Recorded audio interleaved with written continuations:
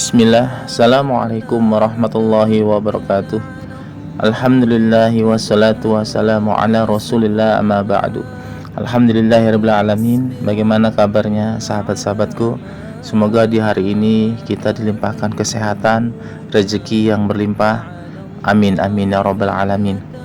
Baik sahabat konten Islam yang berbahagia, di video kali ini kita akan mereaksi sebuah video dari Ustadz Khalid Basalamah tentang banyak keajaiban apabila kita melaksanakan sholat malam atau sholat tahajud.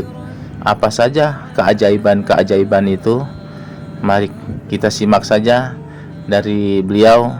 Semoga apa yang disampaikan oleh beliau menambah ilmu kita dan bermanfaat. Dan kepada beliau Ustadz Khalid Basalamah, Allah berkahi umurnya dan Allah berkahi juga ilmunya.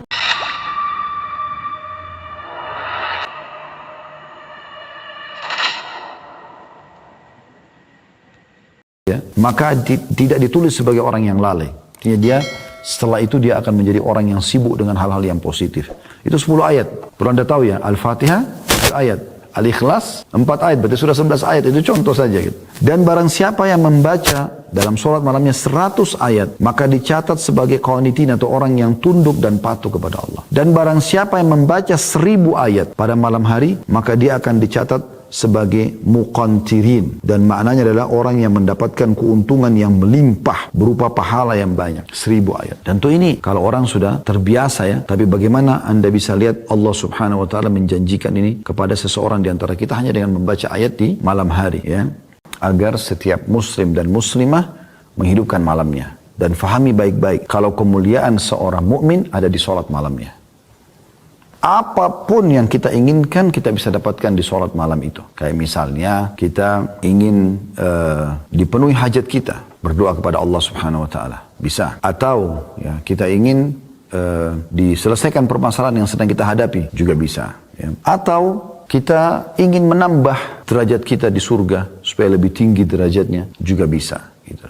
Ya. Jadi semua kita bisa dapatkan. Dan sangat dekat dengan keikhlasan. Karena di sholat malam tidak ada di keramaian orang. Kita sendirian. Kebanyakan orang kerjakan sendirian. Kalaupun dia kerjakan seperti di hadis motivasi antara suami istri, ini memang sudah saling tahu, sudah saling terbuka gitu. Maka ini juga hal yang luar biasa yang bisa membuat mereka berdua supaya saling ta'awun atau bekerjasama dalam kebaikan. Baik teman-teman sekalian, kita akan coba masuk lebih dalam tentang qiyamul lail atau tahajud. Ya. Pengertian tahajud sendiri yang sering disebutkan dengan sholat malam ya, atau qiyamul lail, itu menurut bahasa hajadar rajul, artinya seseorang tidur di malam hari. Adapun hajjada pakai tasydid, artinya ia sholat di malam hari. Hajjadar rajul kalau pakai tasydid berarti dia sholat di malam hari. Makanya kita bilang tahajud, ada tasydidnya. Adapun al-mutahajjid ya, artinya orang yang berdiri di malam hari, bangun dari tidurnya untuk sholat malam. Nah, makanya tahajud itu dibahasakan orang yang tidur lalu bangun sholat malam. Ya. Kalau qiyamul lail berarti sudah bangun untuk sholat langsung. Jadi tahajud itu lebih pekah lagi kalau digunakan bahasa ini. Hukum tahajud sendiri sunnah muakkadah, sunnah yang sangat ditekankan, bukan wajib. Tapi sunnah. Cuma memang sangat ditekankan. Dan perlu kami ingatkan kembali teman-teman sekalian, banyak di antara muslimin selalu berdalih. Mereka mengatakan itu kan cuma sunnah. Maka mereka bersembunyi di bahasa ini ya, supaya mereka tidak mengerjakannya. Akhi dan ukhti, sholat tahajud, sholat duha, sholat qabliyah, sholat ba'diyah, ya, sholat wudu, sholat taubat, sholat istikharah. Ini semua sholat tasbih, sholat sunnah, tapi juga dianjurkan. Dan ini adalah manfaatnya besar sekali. Karena kata Nabi SAW, dia akan bisa membantu kalau ada sholat wajib kita yang kurang pada hari kiamat. Sebagaimana dalam hadis sahih, kata Nabi SAW, awal amal dihisab hari kiamat bagi seseorang adalah sholatnya. Kalau sholatnya baik, maka beruntunglah dia. Ya. Dalam riwayat lain akan membantu amal-amal yang lain, dan kalau kurang atau rusak maka rugilah dia. Dalam riwayat lain akan mengganggu amal-amal yang lain. Lalu kata Nabi SAW adalah dalam riwayat lain ditambahkan juga, kalau seandainya amal sholat wajibnya ada yang kurang, Allah subhanahu wa ta'ala berfirman kepada para malaikat, ya, lihat sholat-sholat sunnahnya. Kalau ada, sempurnakan sholat wajibnya. Sempurnakan sholat wajibnya. Jadi dia berfungsi untuk membantu Sholat wajib. Sebagaimana juga kata Nabi SAW, itu berlaku pada semua amal. Maksudnya puasa sunnah, Senin, Kamis, Ayyamul Bid, membantu sholat puasa Ramadan kalau ada yang kurang. Sedekah yang kita keluarkan bisa membantu zakat, ya, umroh bisa membantu haji. Selain daripada itu juga ada hadis yang lain yang mulia sekali. Kata Nabi SAW, Allah SWT berfirman, La yazalu abdun yataqarrabu ila bin nawafil hatta uhibbu. Seorang hamba terus dekatkan diri kepadaku dengan amal-amal sunnah. Kalau amal wajib sudah bukan pilihan. Amal sunnah ini memang pilihan. Tapi kalau seorang hamba, kata Allah SWT, terus mendekatkan diri kepadaku dengan amal-amal sunnah, hatta uhibbu. Sampai akhirnya aku mencintainya. Fa'iza ahbabtu kuntu lahu sam'u liyabsuru alladhi yasma'u bihi. Kalau aku sudah mencintai dia, aku akan menjadi pendengaran yang digunakan untuk mendengar. Maksudnya aku akan kontrol pendengaran dia, sehingga tidak dengar kecuali yang baik saja gitu. Wa basaru alladhi yabsuru bihi, dan penglihatan yang digunakan untuk melihat, wa yaduhu alladhi yabtashu bihi, dan tangannya yang digunakan untuk menjama, wa rijluhu alladhi yamshi alaihi, dan kaki yang digunakan untuk melangkah. Jadi banyak sekali manfaatnya. Jangan karena sunnah ya, kemudian semua amal sunnah enggak usah. Lalu sampai kapan Anda tidak mau kerjakan yang sunnah? Pertanyaan sederhana, kenapa? Dan kenapa haramkan diri dari sunnah seperti ini? Salat ini ditetapkan berdasarkan Al-Quran dan sunnah, ya. Dan juga ijma' ulama berdalil dari firman Allah SWT dalam surah Furqan ayat 64, A'udzu billahi minasyaitonir rajim. Ini Allah memuji hamba-hambanya yang suka salat malam, walladzina yabituna lirabbihim sujjadan wa qiyama. Termasuk hamba-hamba Allah ibadur rahman, hamba Allah yang maha pengasih, Allah yang maha pengasih, hamba-hamba pilihannya, itu kan? Itu adalah orang-orang yang melalui malam hari dengan bertahajud dan berdiri untuk Rabb mereka. Bertahajud dan berdiri untuk Rabb mereka. Kemudian juga Allah memuji orang-orang yang sholat malam. Anda dengarkan dalil-dalil yang sangat banyak. Surah Az-Zariyat, surah nomor 17 ayat 18. Ini masih dalam hukumnya ya, dalil tentang hukumnya. Az-Zariyat ayat 17 sampai 18. A'udzu billahi minasyaitonir rajim.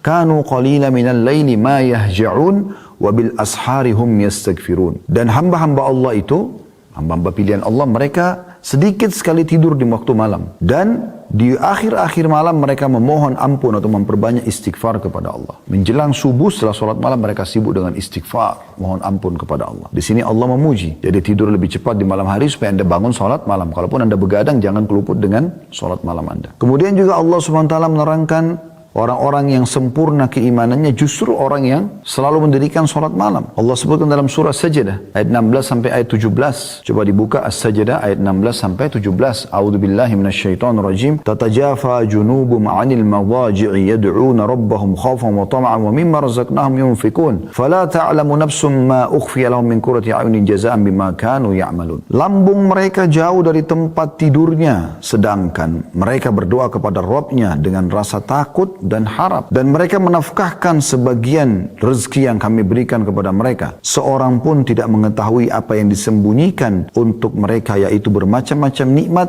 yang menyedapkan pandangan mata sebagai balasan bagi mereka atas apa yang telah mereka kerjakan. Perhatikan, saya ulangi di sini, Allah memuji, mengatakan lambung mereka, berarti sisi tubuh mereka jauh dari tempat tidur mereka, maksudnya di malam hari. Sedang mereka sibuk berdoa kepada Rabb mereka dengan rasa takut, takut jangan sampai masuk neraka, takut jangan sampai amalnya nggak diterima, dan berharap agar amalnya diterima dan berharap masuk ke dalam surga. Berada di antara dua hal itu, sibuk terus. Dan mereka menafkahkan sebagian rezeki yang telah kami berikan kepada mereka. Setelah sholat malam, besoknya sibuk dengan sedekah. Apalagi zaman sekarang bisa dengan transfer online, sangat mudah. Maka dengan itu semua, sholat malam dan sedekah ini, Allah menyiapkan hal-hal yang menyedapkan mata mereka, yang Allah sembunyikan. Ya, dan itu sebagai balasan terhadap apa yang telah mereka kerjakan. Nah, kita lihat di sini bagaimana dalilnya banyak sekali, ya. Allah Subhanahu wa taala juga memerintahkan Nabi Muhammad sallallahu alaihi wasallam untuk salat malam. Bisa dilihat dalam surah Al-Muzammil ayat 1 sampai ayat 4. A'udzu billahi minasyaitonir rajim. Kita lihat banyak sekali ayat demi ayat peringatan Allah Subhanahu wa taala tentang masalah anjuran untuk salat malam. Kita baru bicara tentang hukumnya ya. Sunnah muakkadah, ini semua dalilnya. Allah SWT berfirman Al-Muzammil ayat 1 sampai ayat 4. A'udzu billahi minasyaitonir rajim. Ya ayyuhal muzammil qumil laila illa qalila nisfahu aw inqus minhu qalila aw zid alaihi warattilil qur'ana tartila. Hai orang yang berselimut, maksudnya hai Muhammad. Karena Nabi SAW itu lagi berselimut oleh Allah.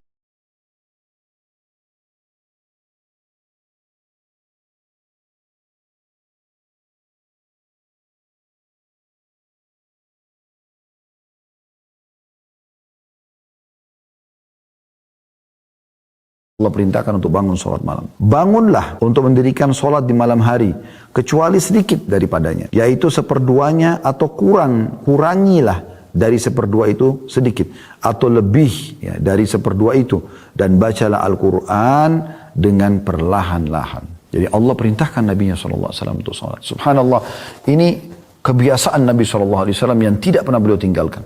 Sampai Aisyah Ummul Mukminin mengatakan Nabi SAW tidak pernah meninggalkan salat malam baik dalam keadaan musafir atau mukim. Dan kalaupun beliau sangat letih, maka beliau tetap kerjakan salat malam walaupun harus duduk. Itu saking luar biasanya beliau menjaga salat malam ini. Ya. Kemudian wa afdalus salati ba'dal faridah salatul lail. Dan salat yang paling afdal setelah salat 5 waktu adalah salat tahajud. Ini luar biasa ini. Jadi ini semua teman-teman dalil-dalil menunjukkan tentang masalah adanya anjuran salat malam di dalam Al-Quran dan hadis Nabi SAW. Sekarang kita coba masuk lebih dalam membahas tentang keutamaannya. Apa yang memotivator kita untuk mau mengerjakan salat malam? Maka bahasa kami tentunya adalah fadilah. Fadilah daripada amal tersebut. Ya. Fadilah akan kita kerjakan. Ya, apa fadilah yang dijanjikan. Keutamaan dijanjikan oleh Allah Subhanahu wa Ta'ala. Ya kan kita kalau ditanya apakah anda ingin rajin beribadah, anda ingin menjadi orang soleh bagi laki-laki dan soleh bagi perempuan, saya yakin anda jawabannya iya. Karena anda tahu kalau anda menjadi orang yang soleh atau orang yang patuh kepada Allah, anda akan mendapatkan banyak sekali keutamaan. Karena anda akan kerjakan perintah dan meninggalkan larangan. Di dunia dijanjikan rezeki dan kebahagiaan, dan di akhirat dijanjikan masuk ke dalam surga. Tentu semua orang mau. Kami mengatakan teman-teman sekalian, kalau anda ingin rajin mengerjakan sebuah ibadah, ini sudah sering kami sampaikan tapi kami ingatkan kembali. Bagaimana caranya? Coba baca dan cari tahu janji Allah di ibadah itu. Ingin rajin sholat malam, seperti akan kita sebutkan sebentar lagi keutamaan sholat malam. Walaupun tadi ayat-ayat yang kita bacakan sudah cukup besar motivasinya untuk kita kerjakan sholat malam. Tapi nanti kita akan coba susunkan poin-poin khusus. Anda akan dapat satu, Anda harus mau sholat malam itu karena ini, karena ini, karena ini, karena ini. Jadi kita akan sebutkan. Kemudian juga Anda ingin rajin puasa, baca keutamaan puasa, sedekah, baca keutamaan sedekah. Apa saja bakti sama orang tua, umroh dan haji, dan semuanya ibadah. Anda baca janji Allah. Ketik di Google, tinggal ketik di Google. Ya. Keutamaan sedekah, keutamaan sholat malam. Dan buku-buku banyak yang terbit juga menyebutkan tentang keutamaan. Dan tidak asing dari zaman dulu sampai sekarang. Terus saja banyak di antara muslim menyusun buku tentang hadith-hadith dan dalil-dalil atau ayat Al-Quran dan hadith Nabi SAW yang berisikan motivasi untuk mengerjakan amal soleh. Demikian pula kalau anda ingin meninggalkan satu perbuatan dosa, maka anda tinggal mencari tahu tentang ancamannya Allah. Ya, ancaman Allah. Jadi kalau orang berbohong, orang menipu, orang berzina, diancam apa sama Allah? Nanti anda akan tinggalkan itu. Sebagaimana tadi kalau anda baca motivasi untuk ibadah, anda akan rajin sekali untuk ya mengerjakan ibadah tersebut. Baik, kita akan masuk ke keutamaan yang pertama. Ya. Daripada sholat malam itu sendiri, kalau ini tanda hamba yang bersyukur. Karena ini contohkan oleh Nabi SAW. Tanda syukur kita kepada Allah, kita kerjakan sholat malam. Sebagaimana kita tahu orang kalau bersyukur, pasti akan ditambahkan nikmat oleh Allah Subhanahu Wa Taala. Jangan teman-teman sekalian kita sholat malam justru hanya kalau ada masalah. Kan banyak orang begitu ya.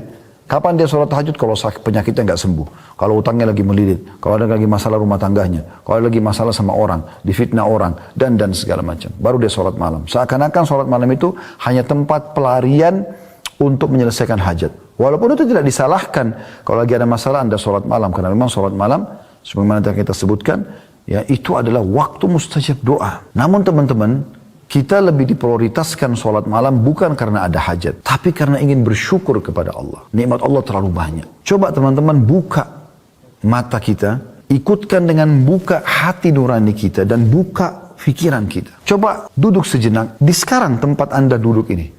Perhatikan di sekitar anda sekarang. Coba anda sekarang ikuti pengajian ini. Lihat di sekitar anda. Yang sedang depan anda meja, kursi. Mungkin ada yang sedang di ruangan AC. Anda gunakan fasilitas komputer, dengarkan ceramah ini misalnya. Atau handphone yang anda pegang. Mungkin di dekat anda, di meja anda ada minuman. Ada snack, makanan sambil dengar pengajian. Ya. Pakaian yang anda pakai. Anggota tubuh anda yang masih sempurna, jari-jari bisa digerakkan. Mata masih bisa melihat, telinga masih bisa mendengar. Mulut masih bisa mengucap. Ya. Kemudian kaki anda, anggota tubuh anda masih berfungsi baik. Oksigen yang bisa dihirup oleh hidung. Mata yang masih bisa menangkap cahaya sehingga bisa terpantul untuk kita lihat sekarang apa yang ada di depan kita. Telinga kita masih normal, masih bisa mendengarkan ya intonasi suara, dan seterusnya. Ini aja teman-teman sudah luar biasa nikmat Allah. Luar biasa. Dan ini semua Allah kasih gratis. Makanya Allah berfirman dalam salah satu ayat dalam Al-Quran, A'udzubillahi minasyaitonirrajim, wa in ta'uddu ni'matallahi la tuhsuha. Kalau kalian mau coba-coba hitung nikmat Allah, kalian tidak akan mampu. Tidak akan mampu sama sekali. Berapa banyak orang teman-teman sekalian yang matanya sudah buta. Dia berharap bisa melihat langit ini, bumi ini. Anda dari lahir sampai sekarang, umur 20, 30, 40, 50 tahun, 60 tahun masih bisa gunakan mata Anda melihat. Tiap hari kita buka mata sudah bisa lihat semua. Warna-warni, ya, pemandangan, segala macam hal. Ini nikmat yang tidak bisa dihitung. Berapa banyak orang yang tuli berharap bisa mendengarkan apa yang sedang orang ucapkan depan mata dia. Orang teriak-teriak pun tidak bisa dia dengar. Anda bisa dengar apa yang orang ucapkan. Dari pujian Anda bersyukur. Dari ancaman pun Anda berhati-hati akhirnya. Berapa banyak orang yang bisu, tidak bisa ngomong. Mereka sulit untuk mengungkapkan kata-kata.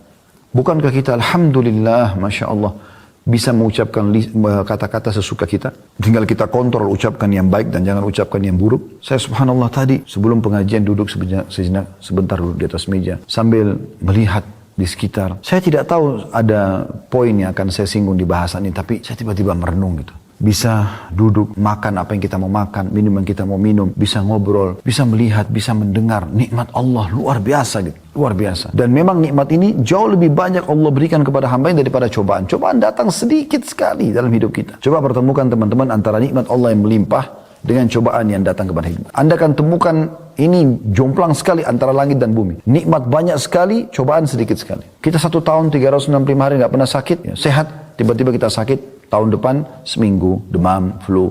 Mungkin Anda 40 tahun, 50 tahun selalu merasakan nikmat. Sekali Allah coba ujian dengan mungkin beberapa kali Anda sedikit lapar. Maka cobaan itu sedikit hanya untuk melihat hamba ini diuji. Terima nggak sih? Sebagaimana kalau nikmat saya berikan, maka mereka terima nggak kalau cobaan saya kasih? Jadi ini poin pertama, kenapa kita sholat malam? Agar kita bersyukur kepada Allah. Dan dengan bersyukur berarti nikmat akan ditambah. Indah sekali itu teman-teman sekalian di malam hari yang hening. Ya. Anda bangun, coba zikir kepada Allah subhanahu wa ta'ala. Renungi ini baik-baik. Anda bangun, Anda renungi. Anda bangun malam, Anda tenangkan diri, zikir kepada Allah subhanahu wa ta'ala. Baca doa. Kami pernah ajarkan dan kami ingatkan kembali. Kata Nabi SAW, siapa yang terbangun di tengah malam lalu dia membaca La ilaha illallah wahdahu la syarikalah lahul mulku wa lahul hamdu wa huwa ala kulli syai'in qadir. Subhanallah walhamdulillah wa la ilaha illallah Allahu akbar wa la hawla wa la quwata illa billahil aliyil azim. Allahumma gfirli. Anda kalau baca ini, kata Nabi SAW, maka Allah akan mengampuni dosa-dosanya yang telah lalu. Ngantuk sedikit, baik Anda lawan, Anda coba bangun ke kamar mandi, Anda cuci tangan dulu 3 kali sunnahnya Nabi SAW, lalu Anda wudu.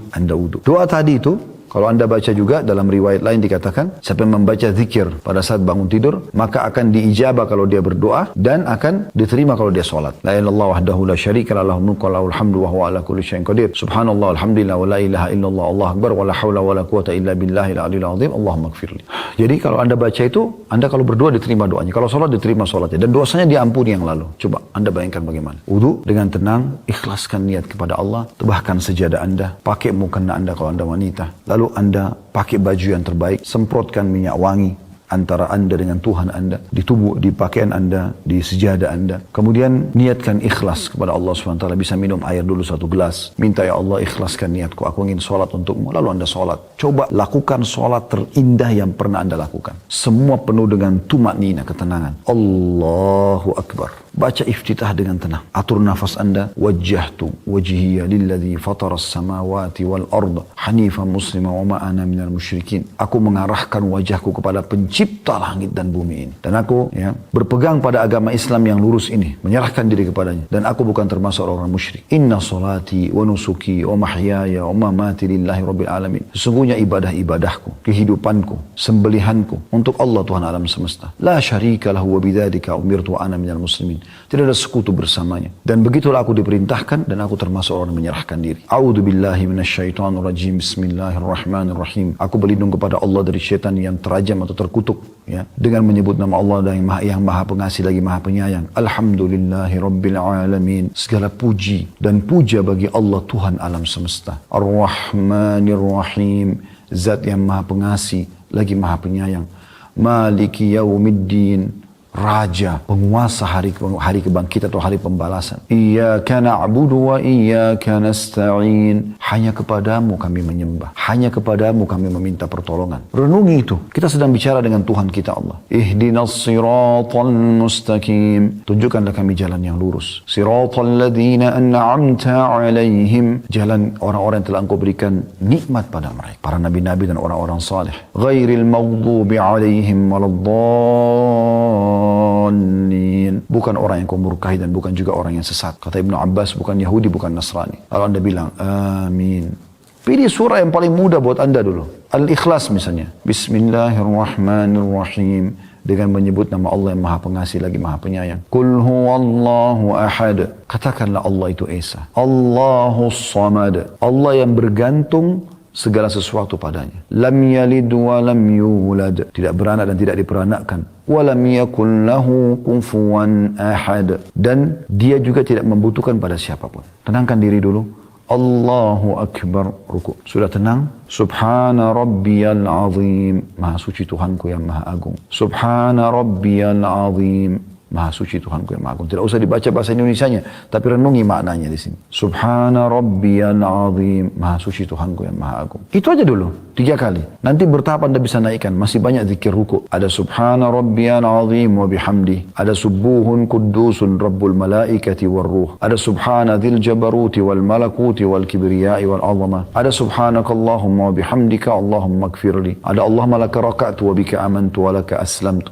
Raka'a sam'i wa basari wa lahmi wa dami wa idhmi mustaqalla bihi qadami. Anda pilih satu saja, subhana rabbil azim dari 3 kali. Sami Allahu liman hamidah. Dengan pelan-pelan, tenang.